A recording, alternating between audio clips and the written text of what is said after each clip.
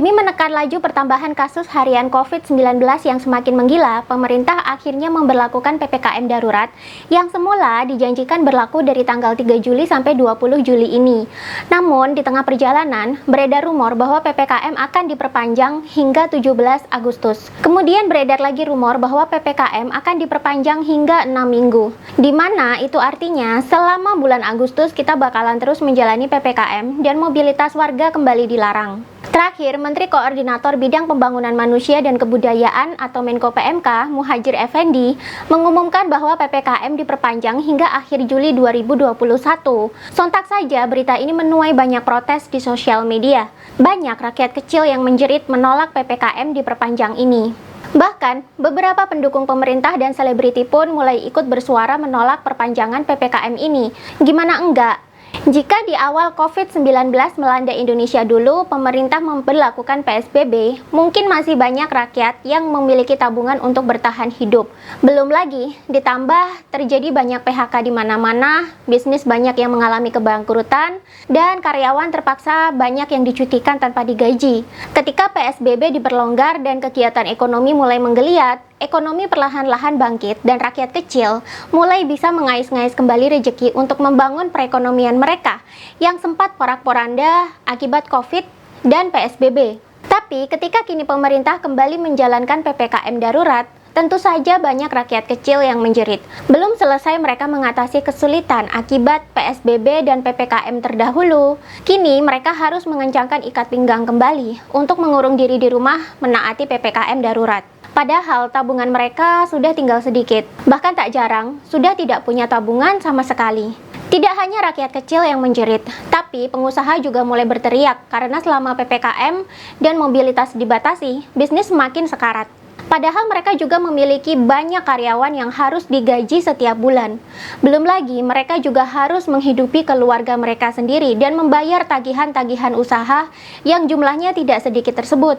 Kemudian beredar konferensi pers bahwa pemerintah akan mengevaluasi kembali kebijakan PPKM yang diperpanjang tersebut. Pemerintah berdalih keputusan perpanjangan PPKM akan diumumkan dalam 2-3 hari kemudian. Ini artinya akan diumumkan Senin atau Selasa ini. Indonesia kini mengalami buah si malakama. Jika PPKM darurat tidak diberlakukan, padahal angka pertambahan kasus harian masih tinggi-tingginya, bahkan pernah sampai menembus angka 50.000 kasus per hari, maka rumah sakit dan fasilitas kesehatan bisa saja menjadi kolaps. Risikonya akan semakin banyak nakes yang bertumbangan dan akibatnya akan kembali sendiri ke masyarakat. Masyarakat yang terpapar COVID banyak yang tidak bisa mendapatkan perawatan, sehingga akan semakin banyak lagi masyarakat yang bertumbangan akibat COVID. Jika angka kematian dan kasus baru meningkat tajam, maka negara bisa jadi kolaps, karena perekonomian pasti sulit berjalan jika rakyat-rakyatnya pada sakit dan sekarat. Chaos bisa saja terjadi akibat kepanikan masyarakat yang terpapar sakit tapi tidak mendapatkan pertolongan medis. Sedangkan jika PPKM darurat diperpanjang, akan semakin banyak rakyat yang menjerit karena kesulitan mencari nafkah sehingga pada akhirnya mereka kesulitan mencari makan. Tidak pengusaha, tidak rakyat kecil, sama saja. Banyak yang menjerit. Pengusaha dan golongan masyarakat menengah ke atas mungkin masih bisa menahan diri dengan memanfaatkan sisa-sisa kemampuan yang mereka miliki. Tapi bagaimana dengan rakyat kecil? Apalagi yang penghasilannya UMR ke bawah atau digaji harian? Bagaimana dengan mereka yang penghasilannya hanya cukup untuk biaya bertahan hidup sampai bulan ini saja? Jika mereka tidak segera keluar rumah dan bekerja, bagaimana mereka bisa menghidupi keluarganya bulan depan? Sedangkan rakyat kecil yang kelaparan ini, ditambah kondisi yang sudah tidak punya apa-apa lagi untuk dimanfaatkan sebagai pertahanan hidup, juga berbahaya bagi negara. Rakyat yang lapar, ditambah kekecewaan yang memuncak akibat kebijakan PPKM darurat, bisa memicu rakyat untuk turun ke jalan dan melakukan perlawanan kepada pemerintah. Di Belanda, bulan Januari 2021 kemarin, terjadi demo menolak lockdown yang diberlakukan oleh pemerintah Belanda akibat lonjakan kasus COVID-19 di negara tersebut. Bulan Desember 2020, Belanda mengalami kasus lonjakan COVID-19 gelombang kedua. Daripada fasilitas kesehatan di negara tersebut kolaps, pemerintah akhirnya memutuskan untuk memberlakukan lockdown. Praktis, rakyat yang merasa dirugikan akibat lockdown dan tidak kuat bertahan, kemudian turun ke jalan dan melakukan demo anti-lockdown. Sekitar 2.000 orang bergabung di dalam demo ini, namun kemudian kelaparan dan kekecewaan penduduk membuat demo ini menjadi rusuh dan terpaksa harus dibereskan menggunakan polisi anti huru-hara. Sekitar 100 aktivis demo diamankan oleh polisi karena dianggap provokator atau merusak. Di Lebanon, sebelum COVID melanda, negara ini sudah mulai menunjukkan tanda-tanda krisis. Ketika COVID melanda, krisis di Lebanon menjadi semakin parah. Mata uang pound Lebanon mencapai titik terendah baru, yakni mencapai 23.400 per dolar di pasar gelap. Pemadaman listrik dan air terjadi berkali-kali di Lebanon, sehingga semakin menyusahkan rakyat. Rakyat yang semakin tercekik akibat pandemi kembali turun ke jalan dan menimbulkan kerusuhan-kerusuhan baru. Mereka memblokade jalanan dan mulai melempari batu ke arah petugas. Di Indonesia sendiri, akibat semakin sulitnya ekonomi selama PPKM darurat, segelintir masyarakat mulai melakukan aksi-aksi untuk memprotes PPKM dan melawan petugas. Di Bandung, puluhan orang dari Aliansi Pedagang Bandung melakukan unjuk rasa di depan Pasar Baru Bandung pada Jumat yang lalu. Mereka mendesak agar pemerintah tidak memperpanjang masa pemberlakuan pembatasan kegiatan masyarakat atau PPKM darurat. Di Surabaya, terjadi pengejaran dan penyerangan terhadap petugas yang sedang melakukan razia PPKM di daerah Bulak Banteng, Kenjeran, Surabaya. Hal ini bermula saat petugas yang terdiri dari TNI, Polri, Satpol PP, dan relawan melakukan razia pada hari Sabtu tanggal 10 Juni malam. Dari kegiatan itu, kemudian ditemukan satu warung yang masih buka melebihi ketentuan jam malam. Petugas yang mendapati pelanggaran tersebut kemudian menindak warung tersebut dengan tegas dengan memberikan sanksi penyitaan KTP dan tabung LPG 3 kg. Warga sekitar kemudian mulai meneriaki petugas dengan kata-kata kasar. Mereka berdalih, mereka sedang susah mencari uang, sedangkan petugas malah mengusir mereka. Dan aksi pengejaran dan penyerangan petugas oleh warga Bulak Banteng pun kemudian tidak dapat dihindarkan. Video pengejaran dan penyerangan terhadap petugas ini kemudian viral di mana-mana. Di Goa, seorang Satpol PP memukul seorang ibu-ibu hamil yang diketahui adalah pemilik sebuah kafe. Razia PPKM yang seharusnya bertujuan untuk menutup kafe milik si ibu hamil ini justru berakhir dengan peristiwa penganiayaan. Dan videonya akhirnya viral di mana-mana. Selain viral, tentu saja video ini berhasil membangkitkan kemarahan warganet yang kesal karena ulah petugas yang dianggap arogan dan semakin menyusahkan hidup masyarakat selama PPKM. Itu baru beberapa kasus yang terjadi di dunia nyata. Di dunia maya, jeritan rakyat dan protes menolak perpanjangan PPKM semakin ramai dituliskan, baik dalam postingan milik warganet sendiri maupun di kolom komentar. Salah seorang selebriti juga mulai membuat surat terbuka kepada Presiden Jokowi untuk menolak perpanjangan PPKM ini. Di satu sisi, pemerintah juga sudah potang-panting menangani pandemi. Pilihannya sangat berat, memperpanjang PPKM tapi berisiko rakyat semakin sengsara, atau melonggarkan PPKM tapi rumah sakit dan nakes berisiko kolaps. Satu-satunya cara untuk mengeluarkan Indonesia dari pandemi ini adalah dengan herd immunity. Herd immunity ini sendiri memiliki dua cara. Dengan cara memvaksinasi minimal 70% warga Indonesia agar terbentuk kekebalan kelompok, atau dengan membiarkan seluruh rakyat terpapar, sehingga rakyat akan kebal dengan sendirinya. Opsi kedua sepertinya jelas tidak mungkin dilakukan, sebab selain membuat fasilitas kesehatan kolaps, masyarakat juga bisa ikut kolaps. Sekarang, dengan jumlah kasus harian mencapai 50.000 orang, sudah banyak rumah sakit di kota-kota besar di Jawa mengalami kepenuhan pasien COVID. Nah, apalagi jika rakyat dibiarkan terpapar semuanya, apa yang bakalan terjadi? Bisa jadi rakyat akan bertumbangan di jalan dan meninggal di sembarang tempat karena tidak bisa mendapatkan pertolongan medis yang cukup. Tidak hanya itu, dengan membiarkan masyarakat Indonesia terpapar semuanya, Indonesia juga pasti bakalan menuai kecaman dari WHO dan dunia internasional. Seluruh media akan rame-rame menyorot dan memberitakan Indonesia sebagai negara yang gagal menangani masyarakat selama pandemi.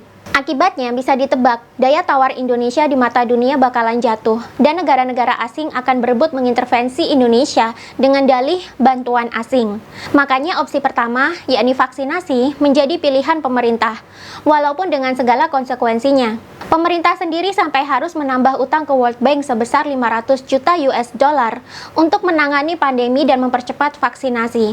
Selain dengan mencari utang yang baru, pemerintah juga sudah berpikir keras untuk mencari tambahan pemasukan di tengah minimnya pemasukan pajak akibat pandemi. Salah satu cara yang ekstrim dilakukan pemerintah adalah dengan menagih utang kepada Lapindo, Bambang Triatmojo, dan juga pembayaran utang BLBI. Total utang yang ditagih oleh pemerintah bisa mencapai 100 triliun rupiah, jumlah yang sangat besar yang bisa didapatkan pemerintah untuk membantu menangani pandemi. Di satu sisi, penagihan utang kepada keluarga cendana, kasus BLBI, dan Lapindo juga berpotensi membuat pemerintah akan semakin dijegal oleh mereka-mereka yang merasa dirugikan. Mungkin selama ini mereka masih bisa menunda membayar kewajiban mereka. Mungkin selama ini mereka masih bisa bernafas lega, bersenang-senang di atas uang negara yang tak kunjung dikembalikan, dan masih banyak lagi. Tapi ketika situasi darurat begini, pemerintah justru memberanikan diri untuk menagih bayar. Tentu saja, otomatis, mereka bisa berubah menjadi oposisi yang akan terus-menerus mengganggu pemerintah karena merasa terganggu harus bayar hutang saat pandemi. Selain menagih hutang kepada mafia-mafia, pemerintah juga berencana untuk menagih pajak kepada warga negara Indonesia yang berada di luar negeri. Selama ini, warga negara Indonesia yang tinggal di luar negeri memang tidak membayar pajak ke Indonesia sih, tapi saat pandemi begini, mereka mulai ditagih. Tentu saja ini akan membuat gerah orang-orang kaya yang sudah enak-enak tinggal di luar negeri. Mereka jadi harus bayar pajak 2 kali selama pandemi. Di negara asing mereka bayar pajak ke negara tersebut. Kepada Indonesia, mereka masih harus membayar pajak lagi.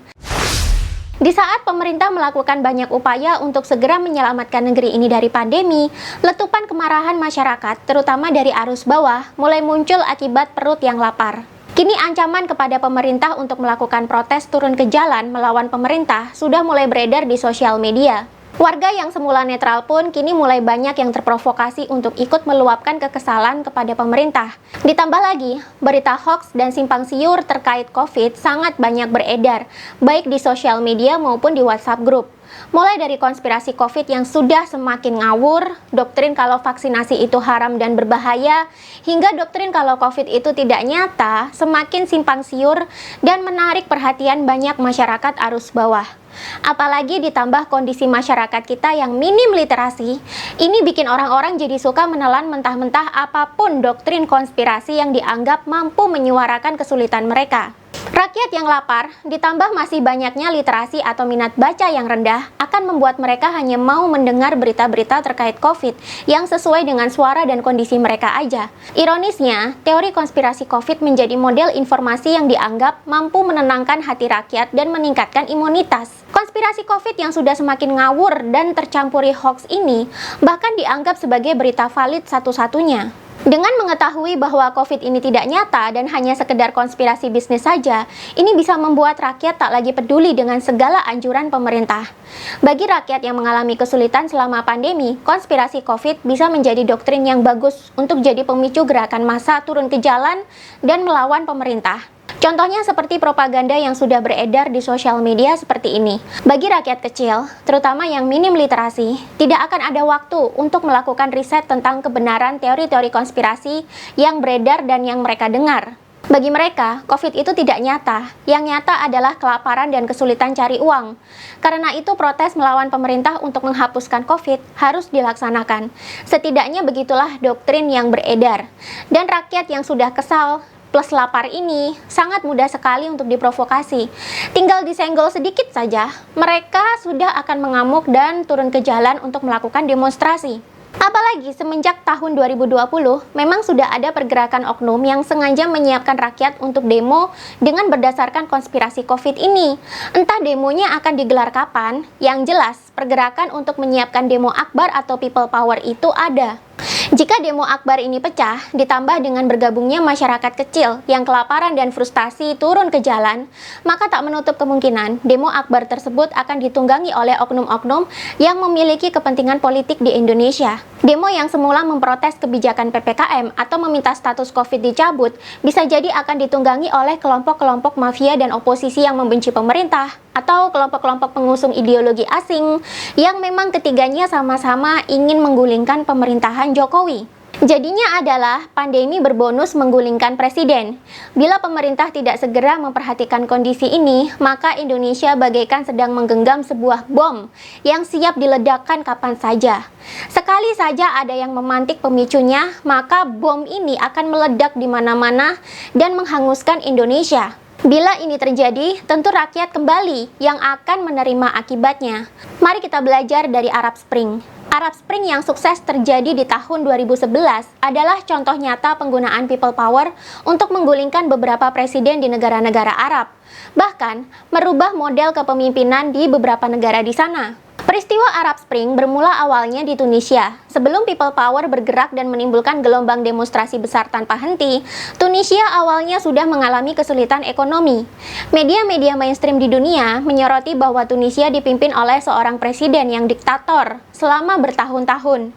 Media-media mainstream juga menyorot bahwa presiden Tunisia saat itu, yang bernama Zain Al-Abidin Ben Ali, telah melancarkan serangkaian pelanggaran HAM dan mengekang kebebasan berekspresi masyarakat. Sehingga ini menjadi sorotan dunia internasional. Namun sekali lagi, ini adalah sebatas sorotan media mainstream dunia yang perusahaan media-media tersebut dimiliki juga oleh elit-elit barat yang memiliki kepentingan atas politik Timur Tengah.